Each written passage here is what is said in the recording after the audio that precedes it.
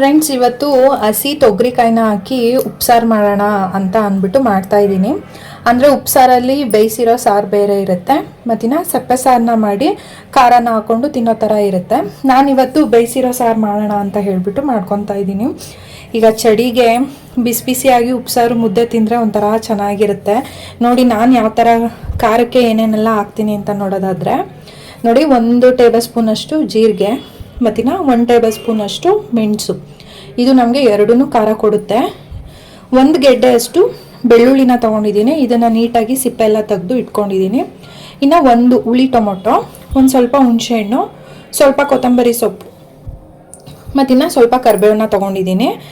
ಇನ್ನು ಇದು ಮೆಣಸಿನ್ಕಾಯಿ, ಹಸಿ ಮೆಣಸಿನ್ಕಾಯಿ ಹಾಕಿ ಮಾಡೋಣ. ಹಸಿ ಕಾಳಿಗೆ ಹಸಿ ಮೆಣಸಿನ್ಕಾಯಿ ಹಾಕಿದ್ರೆ ತುಂಬ ಚೆನ್ನಾಗಿರುತ್ತೆ. ಒಣಗಿರೋ ಮೆಣಸಿನ್ಕಾಯಿ ಹಾಕಿದ್ರೆ ಅಷ್ಟು ರುಚಿ ಕೊಡೋದಿಲ್ಲ. ಇನ್ನು ಮೆಣಸಿನ್ಕಾಯಿನ ಬೇಯಿಸೋದಕ್ಕೆ ಹಾಕ್ಬೇಕಲ್ವಾ, ಹಂಗಾಗಿ ಕಾಳು ಜೊತೆ ಹಾಕ್ಬಿಟ್ರೆ ಇದು ಬೆಂದಾದ್ಮೇಲೆ ಇದು ಸಿಗೋದೇ ಇಲ್ಲ. ಅಂದರೆ ಒಂದೊಂದು ಕಡೆ ಇರುತ್ತೆ. ನಾವು ಈ ರೀತಿ ಸೂಜಿ ದಾರದಲ್ಲಿ ಪೋಣಿಸ್ಬಿಟ್ಟು ಹಾಕಿದ್ರೆ ಬೆಂದಾದ್ಮೇಲೆ ಹಿಂಗೆ ಹಾಕಿರ್ತೀವಿ ಅಲ್ವಾ, ನೀಟಾಗಿ ಹಿಂಗೆ ಎತ್ಕೊಳ್ಳೋದಕ್ಕೆ ಸರಿ ಹೋಗುತ್ತೆ. ಅದಕ್ಕೋಸ್ಕರ ಈ ಥರ ಹಾಕ್ಕೊಂಡಿದ್ದೀನಿ. ನಮ್ಮ ಮನೆಯಲ್ಲಿ ನಾವು ಸ್ವಲ್ಪ ಖಾರ ಹೆಚ್ಚಾಗಿ ತಿನ್ನೋದ್ರಿಂದ ಮೆಣಸಿನ್ಕಾಯಿ ಒಂದು 15ರಿಂದ 16 ಮೆಣಸಿನ್ಕಾಯಿನ ತೊಗೊಂಡಿದ್ದೀನಿ. ಈ ಖಾರ ಸಮನಾಗಿ ಉಳಿಬೇಕಲ್ವ, ಹಂಗಾಗಿ ಸ್ವಲ್ಪ ಹುಣಸೆಹಣ್ಣು ಮತ್ತಿನ ಟೊಮೊಟೊ ತೊಗೊಂಡಿದ್ದೀನಿ. ಯಾವ ರೀತಿ ಮಾಡೋದು ಅಂತ ನೋಡೋಣ ಬನ್ನಿ. ಮೊದಲಿಗೆ ಕುಕ್ಕರ್ಗೆ ಹಸಿ ಕಾಳನ್ನ ಬೇಯೋದಕ್ಕೆ ಇಡ್ತಾ ಇದ್ದೀನಿ. ಕಾಳನ್ನ ಚೆನ್ನಾಗಿ ಸೋಸ್ಕೊಂಡಿರಬೇಕು. ಹಸಿ ಕಾಳಲ್ಲಿ ಉಳುಕಿರೋ ಚಾನ್ಸಸ್ಸು ಜಾಸ್ತಿ ಇರುತ್ತೆ. ಇದನ್ನು ನೀವು ಪಾತ್ರೆನಲ್ಲಾದರೂ ಬೇಯಿಸ್ಕೊಬೋದು, ಅಥವಾ ಬೇಗ ಆಗಬೇಕು ಅಂತ ಅಂದರೆ ಕುಕ್ಕರ್ನಲ್ಲಿ 1 ವಿಷಲ್ ಕೂಗಿಸ್ಕೊಂಡ್ರೆ ಸಾಕಾಗುತ್ತೆ. ಬೇಯೋದಕ್ಕೆ ಕಾಳು ಜೊತೆಗೆ ಸ್ವಲ್ಪ ಹಸಿ ಮೆಣಸಿನ್ಕಾಯಿನೂ ಹಾಕೊಂಡ್ಬಿಡ್ತೀನಿ. ಯಾಕೆ ಅಂತಂದರೆ ಈ ಮೆಣಸಿನ್ಕಾಯಿನ ಹಂಗೆ ರುಬ್ಬೋದಕ್ಕೆ ಹಾಕಿದ್ರೆ ಖಾರ ಜಾಸ್ತಿ ಬರುತ್ತೆ. ಬೇಯಿಸ್ಬಿಟ್ಟು ಹಾಕಿದ್ರೆ ಒಂದು ಮೀಡಿಯಮ್ ಅದಕ್ಕಿರುತ್ತೆ ಖಾರ. ನೋಡಿ, ಹಸಿ ಮೆಣಸಿನ್ಕಾಯಿ ಈ ಥರ ಪೋಣಿಸ್ಕೊಂಡು ಹಾಕ್ತಾಯಿದ್ದೀನಿ. ನಮ್ಮ ಕಡೆ ಊರ ಸೈಡಲ್ಲೆಲ್ಲ ನಾವು ಹೀಗೆ ಹಾಕ್ತಾಯಿದ್ದಿದ್ದು. ಮತ್ತು 1 ಉಂಡೆ ಟೊಮೊಟೊ ಪೂರ್ತಿಯಾಗಿ, ಇದನ್ನೆಲ್ಲ ಏನು ಕಟ್ ಮಾಡೋದು ಬೇಕಾಗೋದಿಲ್ಲ. ಈ ಥರ ಉಂಡೆ ಟೊಮೊಟೊನೇ ಹಾಕ್ಕೊಂಡ್ರೆ ಚೆನ್ನಾಗಿರುತ್ತೆ. ಇನ್ನು ಸ್ವಲ್ಪ ನೀರು ಹಾಕ್ಕೊಳ್ಬೇಕು. ನಿಮಗೆ ಸಪ್ಪೆ ಸಾರು ಎಷ್ಟು ಬೇಕಾಗುತ್ತೆ ಅಷ್ಟು ನೋಡಿ ನೀರು ಹಾಕ್ಕೊಳ್ಳಿ. ತುಂಬ ಜಾಸ್ತಿನೂ ಹಾಕೋಕ್ಕೆ ಹೋಗ್ಬಿಡಿ, ಆವಾಗ ಸಾರು ಅಷ್ಟು ಟೇಸ್ಟ್ ಸಿಗೋದಿಲ್ಲ. ಇನ್ನು ಸ್ವಲ್ಪ ಕಾಳು ಬೇಯುವಾಗಲೇ ಉಪ್ಪನ್ನ ಹಾಕ್ಕೊಬೇಕು. ಎಷ್ಟು ಬೇಕಾಗುತ್ತೆ ಉಪ್ಪು ಅಷ್ಟನ್ನು ನೋಡಿ ಹಾಕ್ಕೊಳ್ಳಿ. ನೋಡಿ, ಇಷ್ಟೇ ಕಾಳು ಹಾಕ್ಕೊಂಡಿದ್ದೀನಿ, ಟೊಮೊಟೊ ಹಾಕ್ಕೊಂಡಿದ್ದೀನಿ, ಹಸಿಮೆಣ್ಸಿನ್ಕಾಯಿ ಹಾಕ್ಕೊಂಡಿದ್ದೀನಿ ಮತ್ತು ಉಪ್ಪು ಹಾಕ್ಕೊಂಡಿದ್ದೀನಿ. ಇಷ್ಟನ್ನು ಹಾಕಿ ನೀಟಾಗಿ ಮಿಕ್ಸ್ ಮಾಡಿ ಕುಕ್ಕರ್ ಲಿಡ್ನ ಕ್ಲೋಸ್ ಮಾಡಿ 1 ವಿಷಲ್ ಅಥವಾ 2 ವಿಷಲ್ ಕೂಗಿಸ್ಕೊಂಡ್ರೆ ಸಾಕಾಗುತ್ತೆ. ಇನ್ನು ಖಾರಕ್ಕೆ ನಾನಿಲ್ಲಿ ಕೊತ್ತಂಬರಿ ಸೊಪ್ಪು, ಸ್ವಲ್ಪ ಕರಿಬೇವು ಹಾಕ್ಕೊತಾ ಇದ್ದೀನಿ, ಸ್ವಲ್ಪ ಹುಣಸೆಹಣ್ಣು. ನಮ್ಮ ಮನೆಯಲ್ಲಿ ಹುಳಿ ಅಷ್ಟೊಂದೇನು ಯಾರೂ ಇಷ್ಟಪಡೋದಿಲ್ಲ, ಹಾಗಾಗಿ ಸ್ವಲ್ಪ ಹಾಕ್ಕೊತಾ ಇದ್ದೀನಿ. ಬೆಳ್ಳುಳ್ಳಿನ ಸಿಪ್ಪೆ ಬಿಡಿಸಿ ಹಾಕೊಬೇಕು.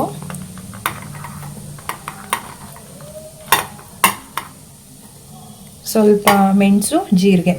ನಿಜವಾಗ್ಲೂ ಹೇಳಬೇಕು ಅಂದರೆ ಉಪ್ಸಾರು ಆರೋಗ್ಯಕ್ಕೆ ಎಷ್ಟು ಒಳ್ಳೆಯದು ಅಂತಂದರೆ ಮಸಾಲೆ ಎಲ್ಲ ಜಾಸ್ತಿ ಇರೋದಿಲ್ಲ. ಮೆಣಸು ಜೀರಿಗೆ ಬೀಳುತ್ತೆ ಅಲ್ವಾ, ಆರೋಗ್ಯಕ್ಕೆ ತುಂಬಾ ಒಳ್ಳೆಯದು. ಹೊಟ್ಟೆ ತುಂಬ ಊಟ ಮಾಡ್ಬೋದು. ಉಪ್ಸಾರಿಗೆ ಮುದ್ದೆ ಇದ್ರೇ ಚೆಂದ. ಅನ್ನ ಇಲ್ಲ ಅಂದರೂ ಪರವಾಗಿಲ್ಲ, ಬಟ್ ಬಿಸಿ ಬಿಸಿಯಾಗಿ ಮುದ್ದೆ ಇರಬೇಕು. ಇನ್ನು ಇದ್ರ ಜೊತೆಗೆ ನಾವು ಇದು ಬೇಯಿಸಿರೋ ಅಂಥ ಹಸಿಮೆಣ್ಸಿನ್ಕಾಯಿನ ಹಾಕೊಬೇಕಾಗುತ್ತೆ.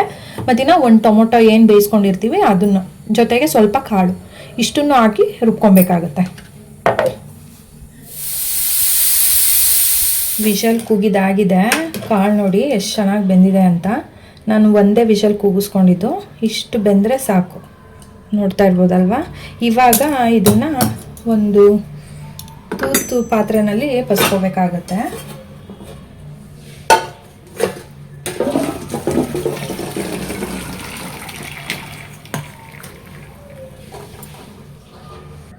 ಈಗ ನೋಡಿ, ಮೆಣಸಿನ್ಕಾಯಿ ಎಷ್ಟು ಚೆನ್ನಾಗಿ ಸಿಗುತ್ತೆ. ಆವಾಗಲೇ 120 ಆಗಿ ಹಾಕ್ಬಿಟ್ಟಿದ್ರೆ ಇಲ್ಲೆಲ್ಲ ನಾವು ಹಿಂಗೆ ಹುಡುಕ್ಬೇಕಾಗಿತ್ತು, ಎಲ್ಲೆಲ್ಲಿದೆ ಒಂದೊಂದು ಮೆಣಸಿನ್ಕಾಯಿ ಅಂತ, ಅಥವಾ ಎಷ್ಟು ಎಣ್ಸಿರ್ತೀವಿ ಅಷ್ಟು ಸಿಗ್ತಾ ಅಂತ ನಾವು ಕೌಂಟ್ ಮಾಡ್ಕೊಬೇಕಾಗಿತ್ತು. ಆ ಥರ ಆಗುತ್ತೆ. ಹಂಗಾಗಿ ನಾನು ಏನು ಮಾಡ್ತೀನಿ ಅಂದರೆ ಉಪ್ಸಾರು ಮಾಡುವಾಗ ಈ ಥರ ಮಾಡ್ಕೊಂಬಿಡ್ತೀನಿ. ಬಿಸಿ ಇರುತ್ತೆ, ಸ್ವಲ್ಪ ನೋಡಿಕೊಂಡು ಮಾಡಬೇಕು.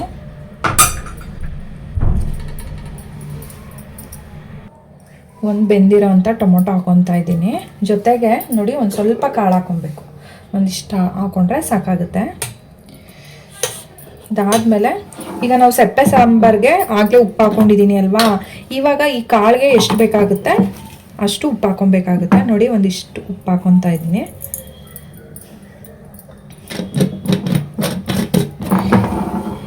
ಇವಾಗ ಇದು ಕಾಳು, ಮೆಣಸಿನ್ಕಾಯಿ, ಟೊಮೊಟೊ ಎಲ್ಲ ಬಿಸಿ ಇರುತ್ತೆ ಅಲ್ವಾ, ಇವಾಗ ರುಬ್ಬೋದಕ್ಕೆ ಹೋಗ್ಬಾರ್ದು. ಸ್ವಲ್ಪ ತಣ್ಣಗಾದ್ಮೇಲೆ ಇದನ್ನು ನಾವು ರುಬ್ಕೊಬೇಕಾಗುತ್ತೆ. ನೋಡಿ ಇಷ್ಟೇ ಮಸಾಲೆ, ಇದಕ್ಕೆ ಜಾಸ್ತಿ ಏನು ಬೇಕಾಗೋದೇ ಇಲ್ಲ. ಒಂಥರ ಆರೋಗ್ಯವಾಗಿರುತ್ತೆ ಅಂತಲೇ ಹೇಳ್ಬೋದು ಉಪ್ಸಾರು ಮುದ್ದೆ ಅಂತ ಅಂದರೆ.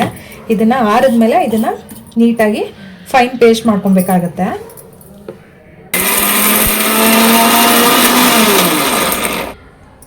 ರುಬ್ಬುವಾಗ ಸ್ವಲ್ಪ ಗಟ್ಟಿ ಅನ್ಸಿದ್ರೆ ಸೆಪ್ಪೆ ಸಾರನ್ನೇ ಹಾಕೊಳ್ಳಿ. ಯಾವುದೇ ಕಾರಣಕ್ಕೂ ನೀರು ಹಾಕೋದಕ್ಕೆ ಹೋಗಬೇಡಿ. ನೀರು ಹಾಕೊಂಡ್ರೆ ಟೇಸ್ಟು ಹೊಟ್ಟೋಗ್ಬಿಡುತ್ತೆ, ಆ ಟೇಸ್ಟ್ ಸಿಗೋದೇ ಇಲ್ಲ.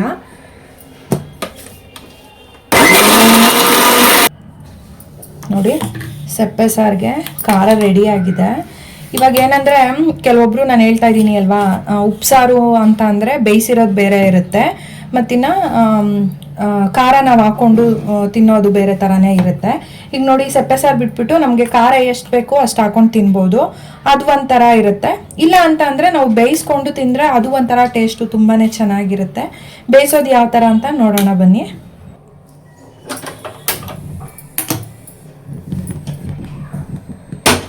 ನೋಡಿ ಸೆಪ್ಪೆ ಸಾರು ಇಷ್ಟೇ ಆಗಿರೋದು. ಉಪ್ಸಾರೆಲ್ಲ ಜಾಸ್ತಿ ಮಾಡೋದಕ್ಕೆ ಆಗಲ್ಲ, ಅಂದರೆ ಸ್ವಲ್ಪ ಕಮ್ಮಿಯಾಗೆ ಮಾಡ್ಕೊಬೇಕು.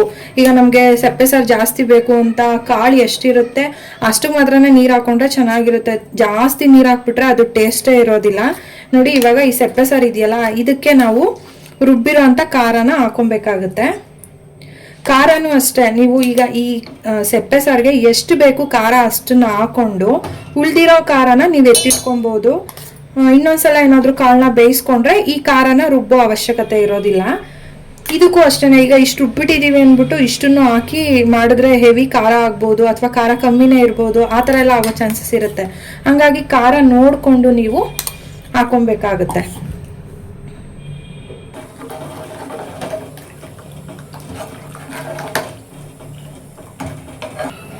ನೋಡಿ ಇದು ಒಂದು 2 ಕುದಿ ಬರಬೇಕು, ಅಲ್ಲಿವರೆಗೂ ಬೇಯಿಸ್ಕೊಬೇಕಾಗತ್ತೆ. ನಾನಿಲ್ಲಿ ಒಂದು 2 ಟೇಬಲ್ ಸ್ಪೂನ್ ಅಷ್ಟೇನೋ ಖಾರ ಹಾಕೊಂಡಿದ್ದೀನಿ. ಇಷ್ಟು ಖಾರ ಉಳಿದಿದೆ. ಇದನ್ನು ನೆಕ್ಸ್ಟ್ ನಾನು ಏನು ಮಾಡ್ತೀನಿ ಅಂದರೆ ಇನ್ನೊಂದಿನ ಉಪ್ಸಾರು ಏನಾದರೂ ತಿನ್ನಬೇಕು ಅಂತ ಅನ್ನಿಸ್ದಾಗ ಬರೀ ಅವಾಗ ಕಾಳನ್ನಷ್ಟೇ ಬೇಯಿಸ್ಕೊತೀನಿ. ನೋಡಿ ಖಾರ ಇರುತ್ತೆ, ಸ್ವಲ್ಪ ಕೆಲಸ ಕಮ್ಮಿ ಆಗುತ್ತೆ, ಹಂಗಾಗಿ ಚೆನ್ನಾಗಿರುತ್ತೆ. ಒಟ್ಟಿನಲ್ಲಿ ಸ್ಟಾರ್ಟಿಂಗು ಫ್ರೆಶ್ ಆಗಿ ಖಾರ ಅರ್ದು ನಾವು ಮಾಡ್ತೀವಲ್ವಾ, ಅದು ಒಂಥರ ಟೇಸ್ಟ್ ಚೆನ್ನಾಗಿರುತ್ತೆ. ನೋಡಿ ಇದನ್ನೇ ನಾವು ಬೇಯಿಸಿರೋ ಉಪ್ಸಾರು ಅಂತ ನಾವು ಕರೆಯೋದು. ಅಂದರೆ ಸಪ್ಪೆ ಸಾರಿಗೆ ಖಾರ ಹಾಕೊಂಡು ತಿನ್ನೋದು ಒಂಥರ ಟೇಸ್ಟ್ ಇರುತ್ತೆ, ಈ ಥರ ಬೇಯಿಸಿರೋದು ಒಂಥರ ಟೇಸ್ಟ್ ಇರುತ್ತೆ. ನಾವು ಇದಕ್ಕೆ ಒಗ್ಗರಣೆ ಎಲ್ಲ ಏನು ಮಾಡೋದಿಲ್ಲ, ಬೇಯಿಸಿರೋ ಸೆಪ್ಪೆ ಸಾರಿಗೆ ಖಾರನ ಹಾಕ್ತೀವಿ ಅಷ್ಟೇನೆ. ಎಣ್ಣೆ ಎಲ್ಲ ಏನು ಬಳಸೋದಿಲ್ಲ, ಆರೋಗ್ಯವಾಗಿರುತ್ತೆ. ತುಂಬ ಅಂದರೆ ತುಂಬ ಚೆನ್ನಾಗಿರುತ್ತೆ ಮಸಾಲೆ ಇಲ್ದಲೇ ಇರೋವಂಥ ಉಪ್ಸಾರು. ನೋಡಿ ಸಾಂಬಾರು ಕುದೀತಿದೆ, ಇಷ್ಟು ಬೇಯಿಸ್ಕೊಂಡ್ರೆ ಸಾಕಾಗುತ್ತೆ. ಇದಕ್ಕೆ ಉಪ್ಪೆಲ್ಲ ಮತ್ತೆ ಹಾಕಬೇಕು ಅನ್ನೋ ಥರ ಏನೂ ಇಲ್ಲ, ಯಾಕೆಂದರೆ ಸೆಪ್ಪೆ ಸಾರಿಗೆ ಉಪ್ಪು ಹಾಕಿರ್ತೀವಿ ಅಲ್ವಾ, ಅಂದರೆ ಕಾಳನ್ನ ಬೇಯಿಸ್ಕೊಳ್ವಾಗ.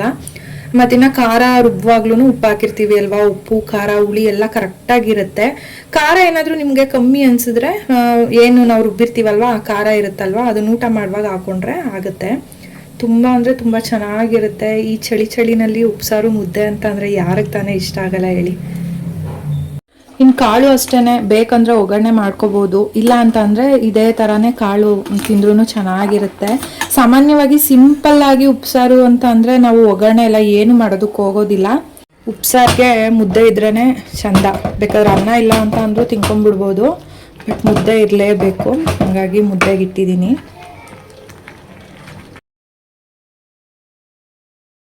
ನಾನು ಈ ಥರ ಮುದ್ದೆನ ಹಿಂಗೆ ಸಜ್ಜೆ ಮೇಲೆ ಮಾಡ್ಕೊಂಡ್ಬಿಡ್ತೀನಿ. ನೋಡಿ ಈ ಥರ ಹೊಂದಿಸ್ಕೊಂಡು ನೀಟಾಗಿ ಗಂಟಿಲ್ದಂಗೆ ಕಟ್ಕೊಂಡ್ರೆ ಮುದ್ದೆ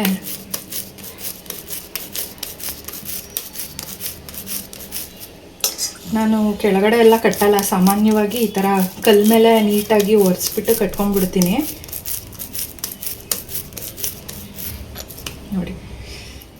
ನೋಡಿ ಫೈನಲಿ ಉಪ್ಸಾರು ಮುದ್ದೆ ರೆಡಿಯಾಗಿದೆ. ಚಳಿಗೆ ಈ ಥರ ಬಿಸಿ ಬಿಸಿಯಾಗಿ ಮುದ್ದೆ ಹಸಿ ಕಾಳು ಉಪ್ಸಾರು ತಿಂತಾಯಿದ್ರೆ ತುಂಬಾ ಚೆನ್ನಾಗಿರುತ್ತೆ.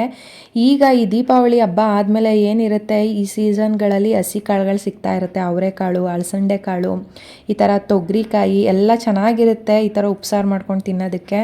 ಸೊ ವಿಡಿಯೋನ ಪೂರ್ತಿಯಾಗಿ ನೋಡಿದ್ದೀರಾ ಅಂತ ಭಾವಿಸ್ತೀನಿ. ನಿಮಗೇನಾದರೂ ಇಷ್ಟ ಆಗಿದ್ರೆ ದಯವಿಟ್ಟು ಒಂದು ಲೈಕ್ ಕೊಡಿ. ಮತ್ತು ಇನ್ನು ನೀವು ಒಂದು ಸಲ ಈ ರೆಸಿಪಿನ ಟ್ರೈ ಮಾಡಿ ಕಮೆಂಟಲ್ಲಿ ತಿಳಿಸಿ ಯಾವ ರೀತಿ ಇತ್ತು ಅಂತ.